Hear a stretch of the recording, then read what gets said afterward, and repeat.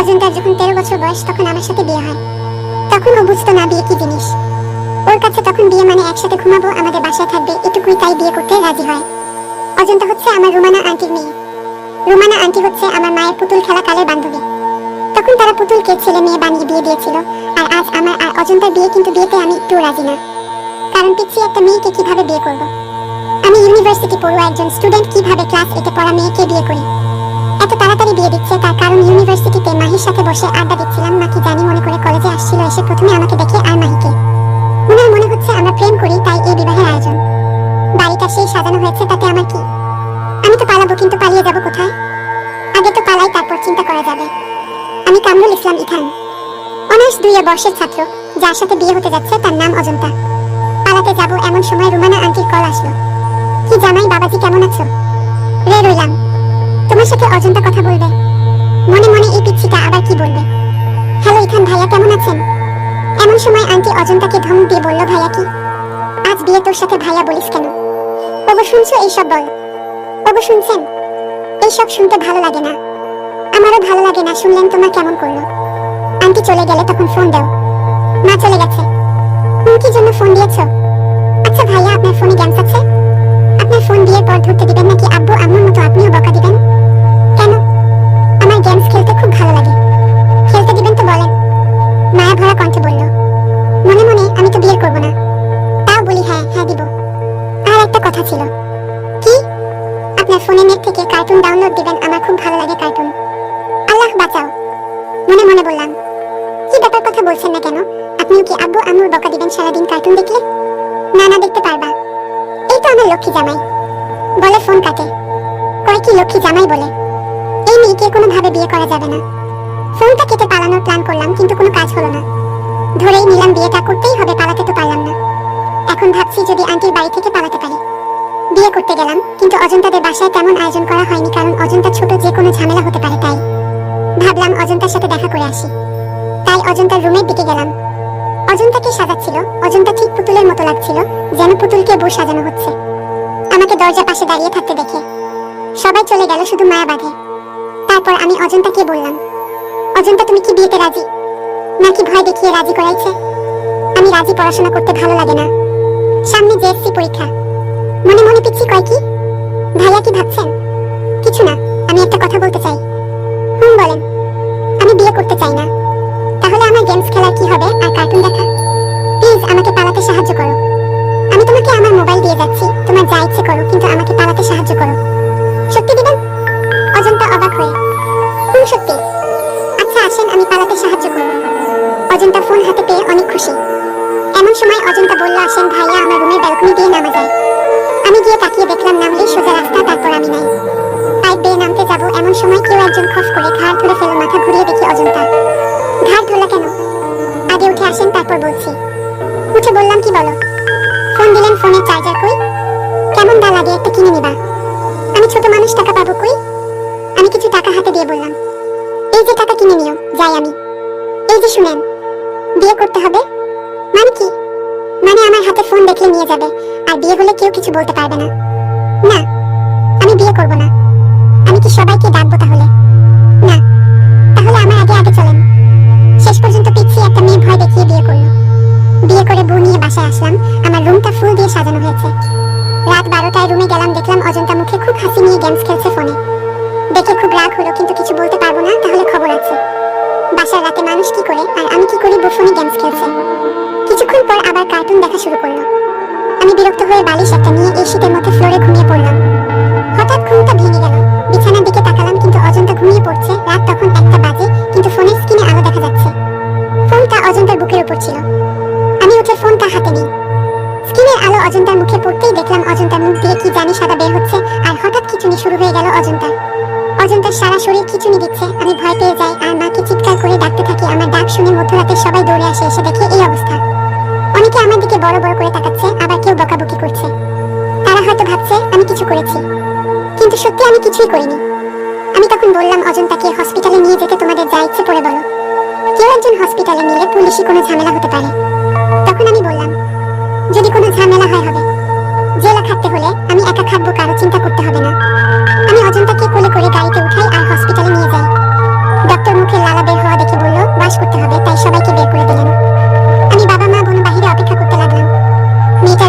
শাড়ি জড়ানো সাজসজ্জা, কিন্তু হসপিটালের বেডে শুয়ে এখন মৃত্যুর সাথে যুদ্ধ করছে। এর মধ্যে অজন্তার মা বাবা মানে আমার শ্বশুর শাশুড়ি আসলেন।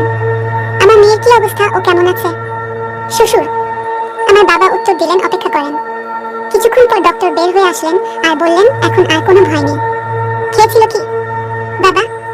গর্ভনিরোধক খাবার বড়ি পিল খেয়েছিল, কিন্তু ওর তো বিয়ের বয়স হয়নি। আপনারা অপরাধ করেছেন, এর শাস্তি পেতে হবে। ডক্টর দেখেন, এটা আসলে ইথান। কোনটা কি আসলে বুঝি? বাল্যবিবাহ আইন তো অপরাধটা জানেন না। ডক্টরকে অনেক সময় নিয়ে পুরো বিষয়টা বুঝাই এবং ডক্টর বুঝে যায় অজন্তা পিল খেয়েছিল আসলে ভুল করে। কেউ একজন বলেছিল আমি যখন রুমে প্রবেশ করব তখন পিল খাওয়ার জন্য, আর অজন্তা এত কিছু বুঝে না, কেন খেতে হয়। 4টা বড়ি একসাথে খেয়ে ফেলে ভুল করে, আর এই অবস্থা হয়। আর একটু হলে হয়তো বড় ধরনের ক্ষতি হয়ে যেত। অজন্তা ঘুমাচ্ছে, আমি অজন্তার মাথার কাছেই বসে আছি আর ভাবছি এত অবুঝ মানুষ 2024 সালে। রাত প্রায় শেষের দিকে আমি সবাইকে বললাম আপনারা সবাই বাসায় যান, সকাল হলে আসবেন। আমি আছি সকাল পর্যন্ত। আমার শ্বশুর শাশুড়ি থাকতে চাইলো, কিন্তু আমি না করলাম থাকার দরকার নেই, কারণ তাদের উপর আমি রেগেছিলাম। আমি অজন্তার পাশে বসেই ঘুমিয়ে যাই। সকালে ঘুম ভাঙতেই দেখি অজন্তা আমার দিকে এক দৃষ্টিতে তাকিয়ে আছে। ওর এমন তাকানো দেখে কিছুটা লজ্জাবোধ করি। আমিও চোখ নামিয়ে বললাম কেমন আছো তুমি, কিন্তু কথা বলতে পারছিল না, গলা ব্যথায়, কিন্তু ইশারায় বোঝালো ভালো আছি। আমি উঠে দাঁড়াম, ওয়াশরুমে যাবো, ঠিক তখনই অজন্তা হাতটা টেনে ধরলো আর ইশারায় বলল আর কিছুক্ষণ বসে থাকেন। আমি বসে আছি আর অজন্তা তাকিয়ে তাকিয়ে দেখছে আর মিষ্টি মিষ্টি হাসি দিচ্ছে। এবার আমি খুব লজ্জা পাচ্ছি। হঠাৎ অজন্তা হাত বাড়িয়ে আমার গালটা ছুঁয়ে দিল। আমি লজ্জা পেয়ে ওয়াশরুমে চলে গেলাম, গিয়ে একটা সেলফি নিলাম আর ভালো করে দেখলাম আমার মুখটা আগের চেয়ে সুন্দর হয়েছে নাকি। কিন্তু আগের মতো তো আছি, তাহলে অজন্তা ওইভাবে তাকিয়েছিল কেন? ওয়াশরুম থেকে বের হয়ে দেখি মাহি বসে আছে। এই ফোনে কেমনে খবর পাইলো আমি এখানে মনে? আরে মাহি তুই এখানে? ইথান, আরে মাম্মা তুই বিয়ে করলি আর আমাকে জানালি না, আর এক রাতে বাচ্চা কেমনে মাম্মা কবে থেকে চলছে বলে গায়ের উপর পড়লো মাহি। এইটা হসপিটাল, গায়ের উপর পড়ছিস কেন? আর কি সব বলিস বাচ্চা পেটে? আমার হাতটা বগল দাবা করে মাহি অজন্তাকে বলল ভাবি ইথানকে নিয়ে গেলাম। মাহি, এই আমি কই যাবো রোগী রেখে? ইথান, এই সালা ট্রিট দিবি না বিয়ে করলি? মাহি, কিছু কিছু ফ্রেন্ড আছে যদি মরো তাও লাশের কানে কানে বলবে মামা মরে তো গেলি, এখন ট্রিট দে। তোর মাথায় কি সমস্যা আছে? আমি হসপিটালে আর তুই? ইথান, এইদিকে অজন্তা রেগে ফেটে যাচ্ছে, কিছু বলতেও পারছে না, কিছু করতেও পারছে না। এমন সময় নার্স এসে বলল এখানে এত শব্দ কিসে, রোগীর কাছে একজন থাকেন, দুজন থাকা যাবে না। সালা হসপিটাল থেকে বের হবি না, তখন মজা দেখাবো। এই বলে মাহি চলে গেল আর আমি আবার গিয়ে অজন্তার পাশে বসলাম, কিন্তু এখন অজন্তা অন্যদিকে মুখ করে আছে, মুখটা কালো করে। আমি জিম মেরে নিচের দিকে তাকিয়ে বসে আছি। এমন সময় দরজা খোলার আওয়াজ পাই, ভাবলাম বাবা মা আসছে, কিন্তু তাকিয়ে দেখি পুলিশ। ইথান দরজার দিকে তাকিয়ে দেখে পুলিশ। পুলিশ দেখে ইথানের বুকটা ধুকধুক করে উঠল। পুলিশ ইথানের কাছে এসে জিজ্ঞেস করলো আপনার নাম ইথান? জি আমার নাম ইথান। তখন পুলিশ অজন্তা দিকে তাকিয়ে জিজ্ঞেস করলো আপনার নাম কি অজন্তা? ইশারায় হ্যাঁ বলল অজন্তা। ইথান, আপনাকে বাল্যবিবাহের অপরাধে গ্রেফতার করা হলো, চলেন আমাদের সাথে থানায়। কিন্তু আমরা সব প্রমাণ হাতে পেয়েছি। পুলিশ ইথানকে ধরে নিয়ে যায় বাল্যবিবাহের অভিযোগে। অজন্তা অনেক বাধা দেওয়ার চেষ্টা করে, কিন্তু পুলিশ মানে না। ইথানের বাবা মা বা অজন্তার বাবা মা থাকলে এখন বড় সমস্যা হতে পারত। অর্থাৎ ইথান আর অজন্তা ফ্যামিলি বাঁচলেও ইথানের 3 মাসের জেল ও 50,000 টাকা জরিমানা হয়ে যায়। 3 মাস পর আজ ইথান জেল থেকে ছাড়া পাবে, সবাই ইথানের জন্য অপেক্ষা করছে। কিন্তু ইথান পুলিশ সুপারকে রিকোয়েস্ট করলো উনি যেন ইথানের ফ্যামিলিকে বলে ইথানকে কাল ছাড়া হবে, কারণ ইথান ফ্যামিলির উপর রেগে আছে, তাদের জন্য লাল কালির দাগ পড়ে গেল ইথানের জীবনে। পুলিশ সুপার বলাতে ইথানের ফ্যামিলির সবাই চলে যায়। এই 3 মাসে ইথান কারোর সাথে দেখা করেনি।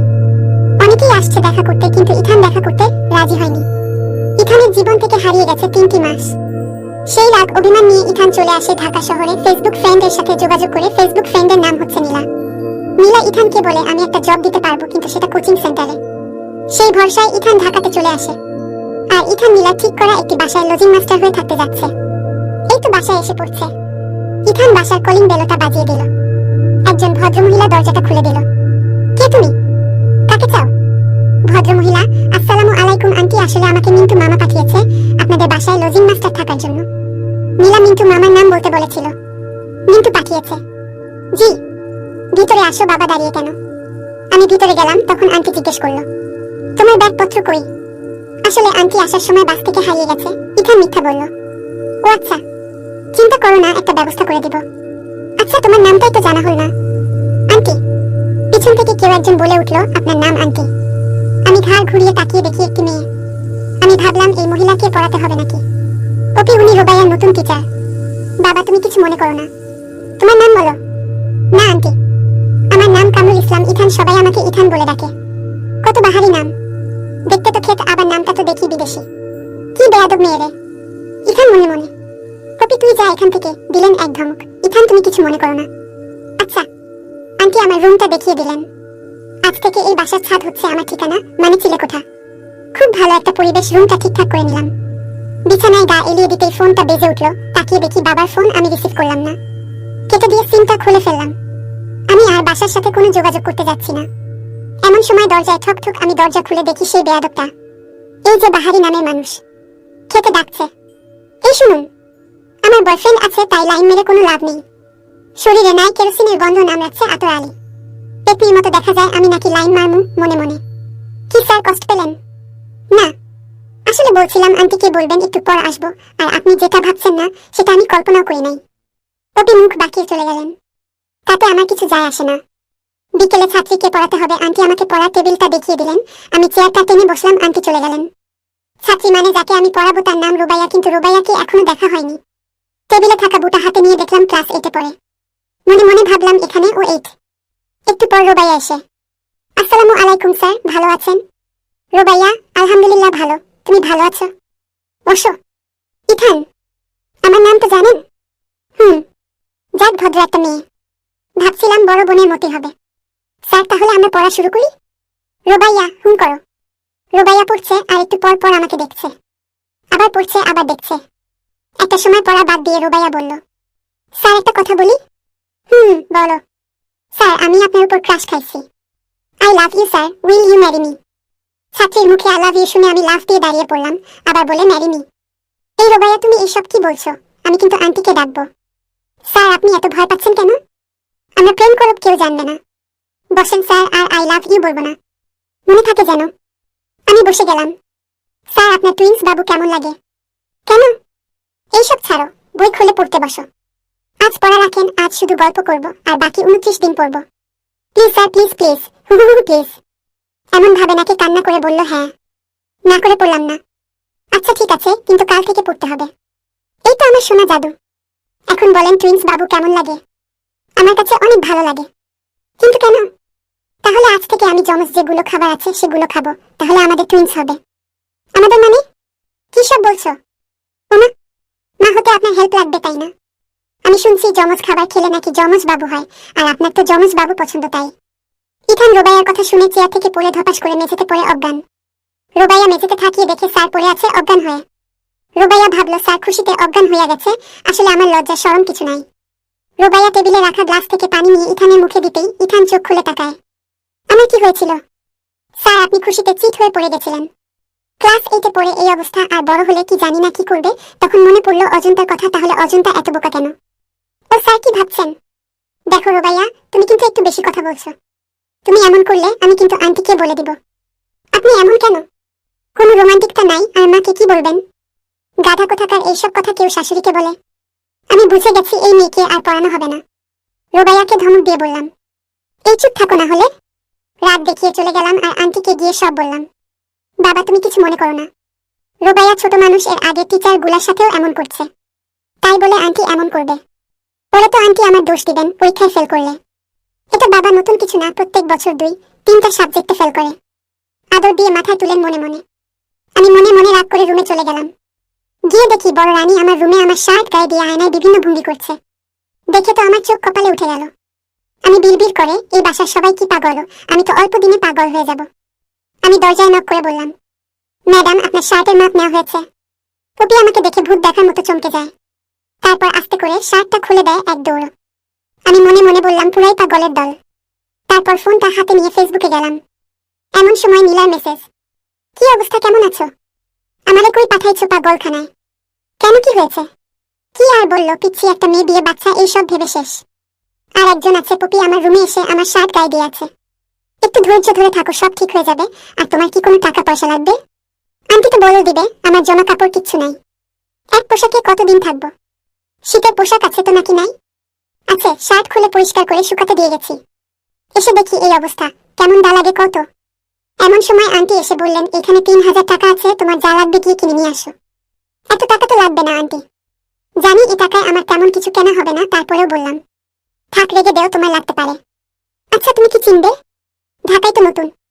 ও, আমি চিনে নিব, তুমি বরং পপিকে নিয়ে যাও। না না না, আমি একাই যেতে পারবো। আরে বাবা, তুমি লজ্জা করো না তো, আমি পপিকে বলে দিচ্ছি। তুমি রেডি হয়ে আসো, পুরো একটা পেইনের মেশিন নিয়ে যেতে হবে। মনে মনে আমি রেডি হয়ে নিচে গেলাম, দেখলাম বোরখা পরে একজন ভদ্র মহিলা দাঁড়িয়ে আছে, শার্ট পাট্টা কালো, হিজাব নিকাব পরা। ওই যে অনেকগুলা পাট্টা থাকে, কি বলে নামটা আমি জানি না, হাতে মোজা, পায়ে মোজা। ভদ্র মহিলা আমাকে বললেন, চলেন বোরখাওয়ালি। কই যাবো আন্টি?